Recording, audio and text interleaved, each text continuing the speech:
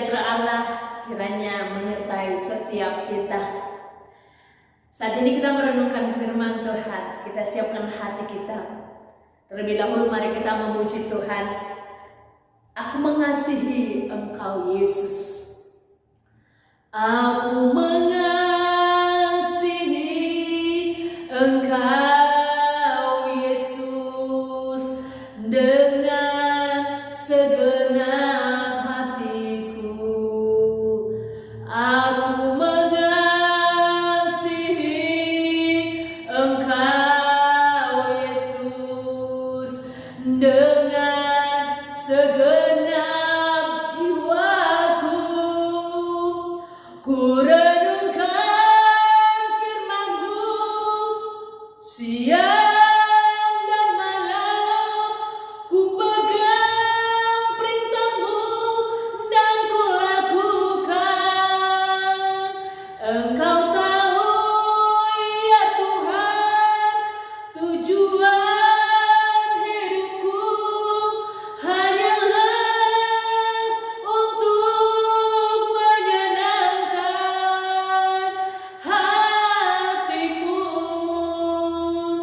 Ku renungkan firman-Mu siang dan malam, ku pegang perintah-Mu dan ku lakukan.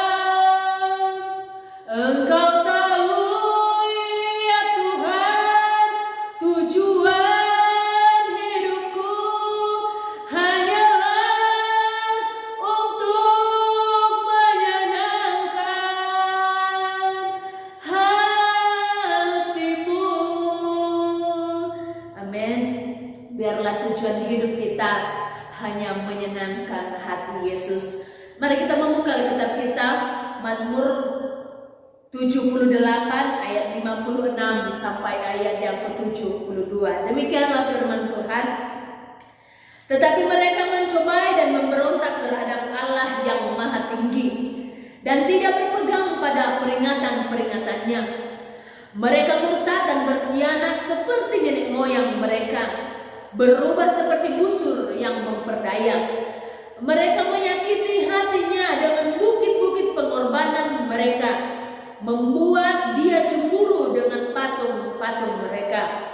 Ketika Allah mendengarnya, ia menjadi gemas. Ia menolak Israel sama sekali. Ia membuang kediamannya di Silo, kemah yang didiaminya di antara manusia. Ia membiarkan kekuatannya tertawan, membiarkan kehormatannya jatuh ke tangan lawan. Ia membiarkan umatnya dimakan pedang dan gemaslah ia atas miliknya sendiri. Anak-anak teruna mereka dimakan api dan anak-anak darah mereka tidak lagi dipuja dengan nyanyian perkawinan. Imam-imam mereka gugur oleh pedang dan janda-janda mereka tidak dapat menangis. Lalu terjagalah Tuhan seperti orang yang tertidur, seperti pahlawan yang siuman dari mabuk anggur. Ia memukul mundur para lawannya, ia menyebabkan mereka mendapat celah untuk selama-lamanya. Ia menolak kemah Yusuf dan suku Efraim tidak dipilihnya. Tetapi ia memilih suku Yehuda, gunung Sion yang dikasihinya. Ia membangun tempat kudusnya setinggi langit, laksana bumi yang diasarkannya untuk selama-lamanya. Dipilihnya Daud hambanya, diambilnya dia dari antara kandang-kandang kambing domba. Dari tempat domba-domba yang menyusui, didatangkannya dia untuk mengembalakan Yakub umatnya, dan Israel miliknya sendiri. Ia menggembalakan mereka dengan ketulusan hatinya dan menuntun mereka dengan kecakapan tangannya. Amin. Puji nama Tuhan. Biarlah firman ini menjadi rema dalam hidup kita. Tema renungan firman Tuhan hari ini, jauhkan hati pemberontak. Sekali lagi, jauhkan hati pemberontak. Bapak Ibu yang terkasih di dalam nama Tuhan Yesus, hari ini kita ingat kembali bagaimana kehidupan umat Tuhan, orang Israel yang dipilih Allah, yang hidupnya jatuh bangun dalam iman. Ketika mereka berada dalam kesesakan, mereka mencari Tuhan. Tetapi ketika mereka berada dalam kejayaan, mereka sering sekali menjauhi Tuhan. Mereka lupa sumber kasih karunia itu adalah Tuhan di saat mereka dalam kejayaan. Saya rindu sidang jemaat Tuhan, dalam segala keadaan kita senantiasa percaya dan berpegang kepada Tuhan. Jauhkan hati pemberontak. Apa itu hati pemberontak? Ada 3 yang saya sampaikan dalam hal ini. Apa hati pemberontak menurut ayat firman Tuhan? Yang pertama, hati pemberontak tidak berpegang pada peringatan Tuhan. Perhatikan ayat yang ke-56 berkata seperti ini. Tetapi mereka mencobai dan memberontak terhadap Allah yang maha tinggi dan tidak berpegang pada peringatan-peringatannya. Bapak Ibu yang terkasih di dalam nama Tuhan Yesus, di dalam Alkitab ini ada banyak peringatan-peringatan yang Tuhan berikan. Demikian juga kepada orang Israel. Di dalam Taurat yang disampaikan oleh para nabi, ada peringatan-peringatan yang Tuhan sampaikan kepada mereka. Tetapi firman Tuhan berkata, mereka tidak berpegang pada peringatan itu, sehingga akhirnya Tuhan murka kepada mereka. Mereka tahu firman Tuhan, mereka dapat menghafal firman Tuhan, mereka dapat mengucapkan firman Tuhan dengan lantang, tetapi mereka lupa mereka harus berpegang pada firman itu, baru mereka mendapatkan kehidupan. Bapak Ibu yang terkasih dalam nama Tuhan Yesus, ketika kita hanya tahu firman, tetapi kita tidak mau melakukan firman, kita sama seperti orang Israel yang akhirnya dimurkai oleh Tuhan. Pemberontakan yang kedua adalah berkhianat pada Tuhan. Di ayat yang ke-57 berkata seperti ini. Mereka murtad dan berkhianat seperti nenek moyang mereka, berubah seperti busur yang memperdaya. Arti berkhianat diambil dari kata dasar khianat. Artinya berlaku curang, tidak tulus hati, munafik, tidak setia, dan tidak dapat dipercaya. Bapak Ibu yang terkasih di dalam nama Tuhan Yesus, sekali-sekali ketika mereka berada dalam kesesakan, mereka berpegang pada perintah Tuhan. Tetapi seperti yang saya katakan tadi, ketika mereka dalam kejayaan, mereka lepas firman Tuhan itu dan mereka hidup seperti apa yang mereka inginkan. Sehingga firman Tuhan berkata, mereka berkhianat kepada Tuhan, mereka mengingkari perjanjian kepada Tuhan, mereka tidak setia, sehingga akhirnya Tuhan murka kepada mereka. Dan pemberontakan yang ketiga adalah mereka menduakan Tuhan dengan menyembah berhala, menyembah Allah lain. Ayat yang ke-58 berkata demikian. Mereka menyakiti hatinya dengan bukit-bukit pengorbanan mereka, membuat dia cemburu dengan patung-patung mereka.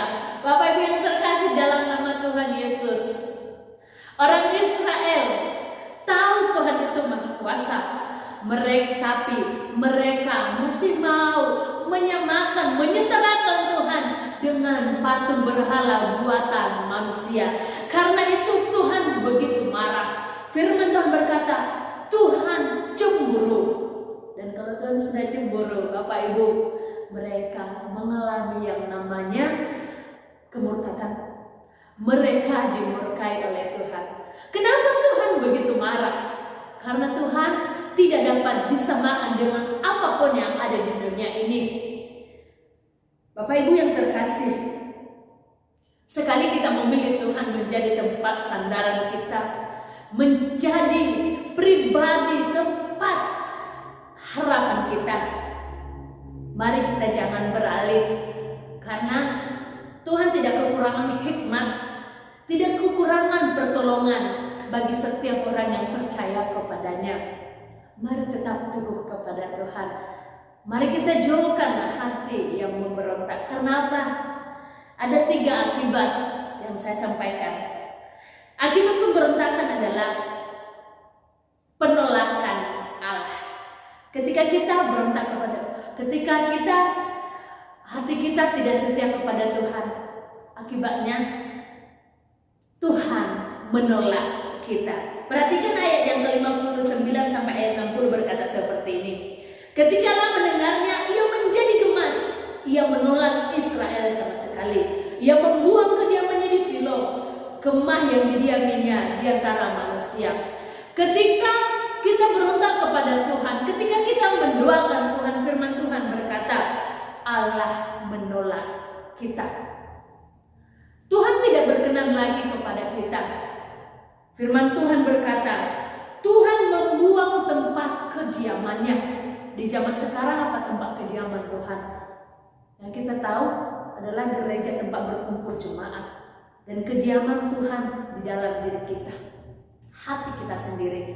Dan kalau kita sudah berontak kepada Tuhan, mau sebaik apa penyembahan kita kepada Tuhan, Tuhan tidak berkenan.